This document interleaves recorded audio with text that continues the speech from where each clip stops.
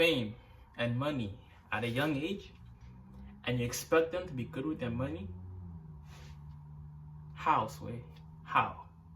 Yourself. How, Sway? Take a few steps back to go. You ain't got the answers, man. You ain't got the answers.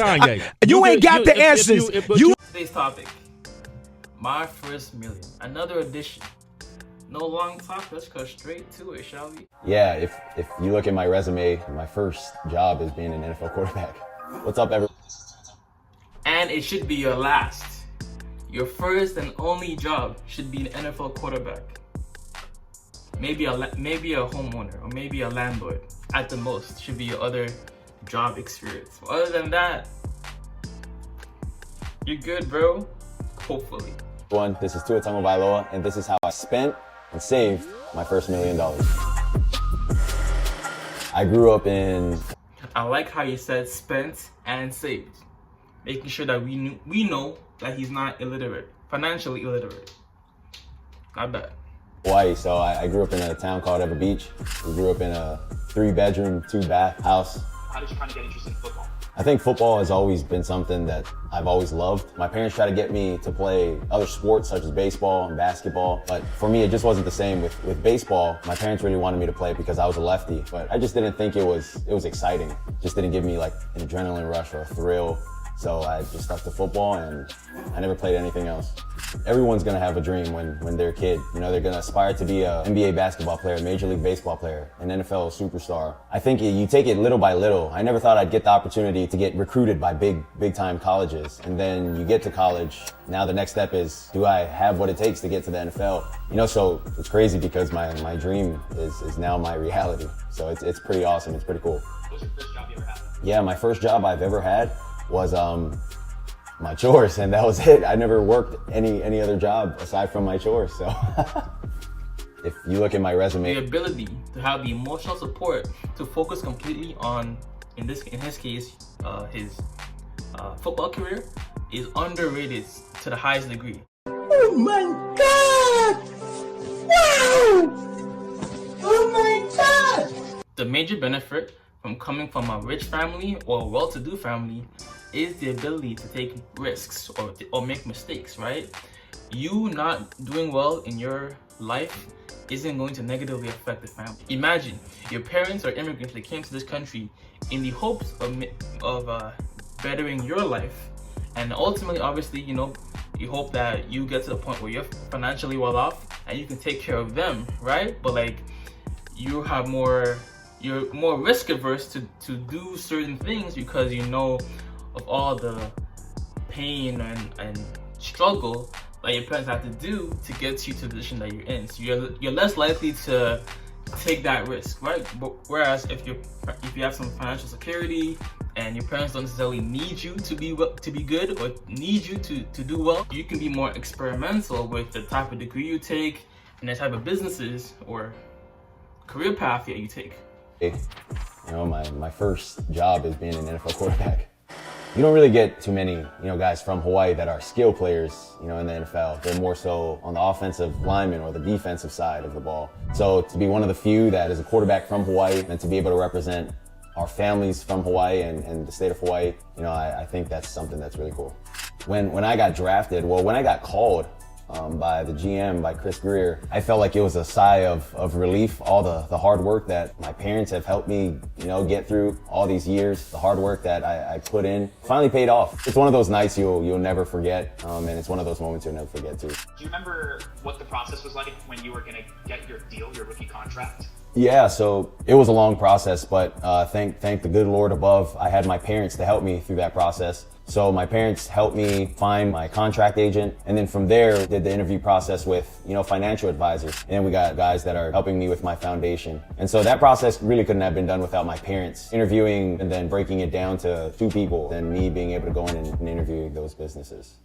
So I'm gonna be living off of my marketing money, so the endorsement money that I get, and then everything else is just put to the side. So, the money that I'm making from my contract, that's put to the side. So none of that's gonna be seen. It's really really me on the app, you know, how much money I want to transfer every month into my savings, you know, and then I have, you know, spending account. And at the end of every month, my financial advisors give me a breakdown on what I spent, how much I spent this month. And really that's all it is.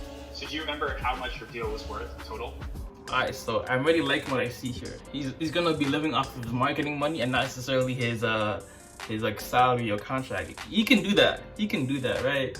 I've always said it time and time again, whatever you can afford to do, but get into the habit of paying yourself first. Paying yourself first is arguably the most underrated financial advice. It's one thing to track your spending and track where your money is going, but also telling your money where to go is just as important, if not more important. Do you understand? Right?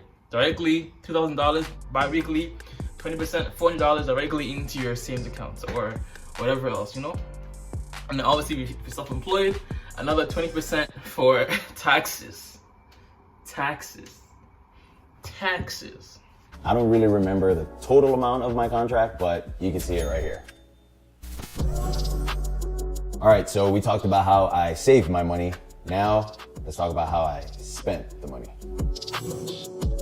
You guys might have seen this on my social media, but the first thing that I bought was a car. I bought a car for my mom. It was a 2020 Escalade. I actually trusted my marketing guys to help me with that. And so literally on Mother's Day, I ended up calling my marketing team and asked them if they could help me get a car. And you know, my mom was very happy. She was excited to get the car. She always wanted a really nice and big family car. And so that's why I got her that car. So car for mom, $80,000. That's not bad. Compared to the amount I've seen other athletes spend on a car, this is pretty good. On the low end, it's a new car. I know the depreciation is gonna be a lot, but it's a low end compared to what I've seen other athletes spend their money on in terms of like car payment or car purchases. So after I got my mom a car, I ended up getting myself 2 cars. I ended up getting a Ford Flex and then a BMW. The reason behind me getting 2 cars is one, so when my parents or my family members come, you know, they can use one of those cars. And then the other one I got because I knew no one else could get down, you know, that low in the car. And so I knew no one else would want to drive it. The Ford Flex, I'd like to say was about 40. It was about 40,000. There you go. And then the BMW was about the same as mom's Escalade. I mean, if the issue was them like going from place to place, it should be just an Uber. Like give them like an Uber credit or Lyft credit, you know? Like, I mean, that's an option, you know? Is that not an option? I'll just say it, but I'm just being like picky here, but like, still 2 cars, you know? Just give them an Uber credit or Lyft credit, you know what I'm saying? Like, that will do the job for the most part. Oh, and taxes. I forgot to mention taxes. I don't think Tua is going to be having any tax issues with the IRS, given, you know, his relatively conservative spending habits. Shout out to Tua. You know, I'm one of those guys, I just look at whatever I have in my closet and I'm gonna wear it. But what helps, you know, is being endorsed. And so being able to have them send over things and, you know, wear them, use them. Even the shoes and flip-flops. It helps save me money at the same time because I don't go out shopping anyways. So I upgraded my clothing, but luckily everything's free, so. That's the thing about being rich or famous for the most part. You get free stuff. Either they pay you to endorse it or they give it to you for free in the hopes that you wear it and endorse it on your social media or whatever. The rich just get richer, you know? The 80-20 Pareto principle. It is what it is. It is what it is. Hey, but I rate him though. I rate him. Whether or not his NFL career takes off or does well, I know financially he's gonna be well off for the rest of his life. At least his family legacy, he'll be the family kingpin. No cap whatsoever. I'm not a big jewelry fan, but I got an Apple Watch. Oh, that's right.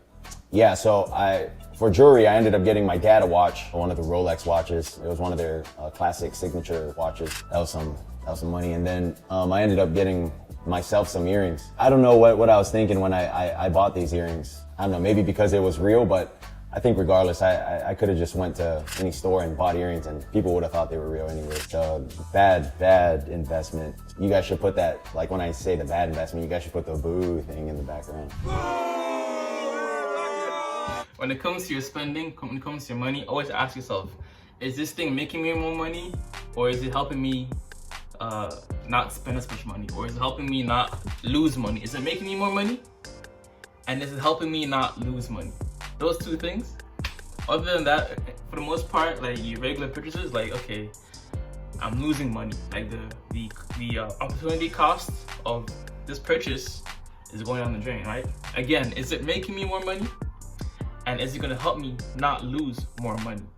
If you filter your purchasing decisions through that lens, and you think about like how long will it take me to make this money back, you won't spend as much money. No cap. Watch for dad, 10K.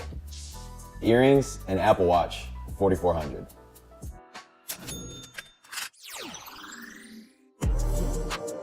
When you got drafted, obviously it's a big celebration. You know, you're going to the NFL. Did you take everyone out to dinner? Like, was there a rookie dinner with your teammates? Never done anything except get the quarterback room snacks. So whatever they wanted, I had to do. I think that's what all the rookies had to do. They had to get whatever their room wanted. So that's what we had to do. We had some pretty unique choices. You know, there was gum, there was Twizzlers, Mountain Dew, pistachios, there was trail mix, candy. Costco bill to get snacks for the guys, about $200. Any other big purchases you can remember? Yeah, I ended up buying a house. This is where we're at. We're doing this at my house. Really, the biggest thing that I wanted in a house that I was looking for was yard. Because if a pandemic ended up happening again where we couldn't go to a park or you couldn't go to a gym, I'd just be able to go out to the backyard and just be able to do my footwork, get my throwing in, just be able to have everything here. And then after that, I can just, jump in the pool, come back in the house, watch TV and just enjoy, when my family ends up coming. It'll be a nice place for them to kind of hang out and relax before game days. And then I also ended up getting gym equipment for my garage. It was about 30, I would say it was about 30.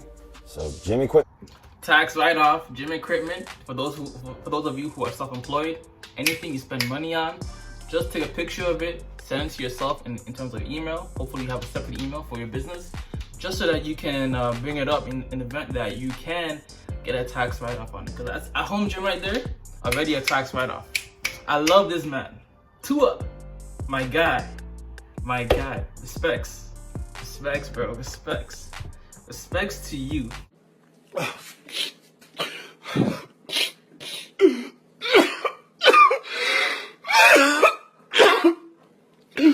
This for arguably the best GQ, my first million, they've ever put out. No cap. No cap. No cap. No cap. No cap. No cap. No No cap. No cap. No cap. No cap. No cap. 30 grand. So I don't have enough money to show here, but this represents 1.5 of the house. So aside from what I've spent and what I've saved, I'm involved also in a charitable foundation. So I teamed up with Fox Sports. In conjunction with my documentary, they are willing to donate $111,111 to Boys and Girls Club of my hometown, which is Ewa Beach in Alabama, as well as here in Miami. And that's in representation of my jersey number. And so I think that's something that's really cool. And it's something that I've always wanted to do as well, to be able to give back to my community, Alabama, where I played at, and also where I'm at now. Do you feel like happy with what you spent it on? I would say I'm happy with what I spent it on. It wasn't more so me when I thought of the purchases. I thought of everyone that would be involved in the purchase as well, except maybe one of them, which was getting the i8. But other than that, I got everything knowing that, if I have family members coming over to the house, they'll all have a place to sleep, they'll have a place to stay, they'll be comfortable, and then they'll have a car to drive, things of that nature. So, what does it mean to you to be able to take care of your family? Oh, I think that's everything. That's everything. Being able to see my parents happy, I think that's probably the most important thing to me. Seeing them enjoy the fruits of their labor with what they've instilled in me and my siblings. It's just a joy to be able to see them kind of take it easy, relax now and let us, their kids kind of work to help them out. I can't really say, you know, save your money. You're gonna do whatever you want with your money, you know, to whoever I'm speaking to. But like everyone says, be smart with your money, but, you know, have fun at the same time. So, you know, enjoy, but also be smart with your money.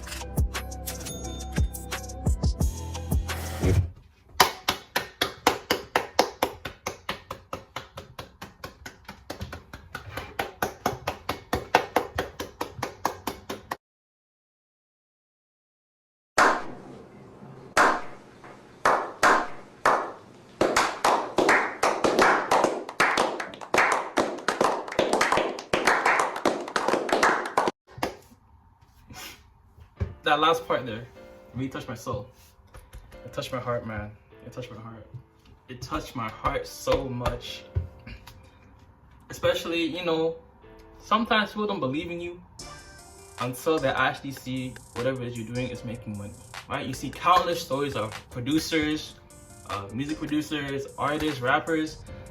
Their support group was always there, necessarily they were there, but they were always like, you know, looking more on the safe bet or the safe route or the safe option. But it wasn't until that career path, that YouTube channel or that rap career or that producer career or whatever it is started making them money that they really fully came on board, right? Respect to my parents that would support me, always like, you know, try and make sure that I'm good. Like as a kid, I know countless sacrifices they made to make sure I was able to play on the rep team, the AAU squad. And you don't take in how much things cost and how expensive life can be until you yourself become an adult. I never understood like the whole like, oh mom, I want to go to McDonald's. They're like, there's food at home. And you're like, what? But McDonald's. But you don't realize that $10 here, McDonald's, $10 here, $10 here, all stacks up. When you could have just bought like chicken or eggs for $10 and that could last you for like a week or two, you know what I'm saying? So respects to Tua, man. This is probably the best GQ Sports My First Million out there. Respects. Hey yo, God bless, much love, peace and joy. Watch some of my other past GQ Sports My First Million stories here. And if you are someone who wants to increase your financial literacy and not be financially illiterate, watch my playlist and other content right here. It doesn't feed you, don't water it, and too much of any good thing is good for nothing. How you lot doing today? I'm doing more, saying less, and keeping that same energy. No cap. The script. I'm out. Deuces, bruv.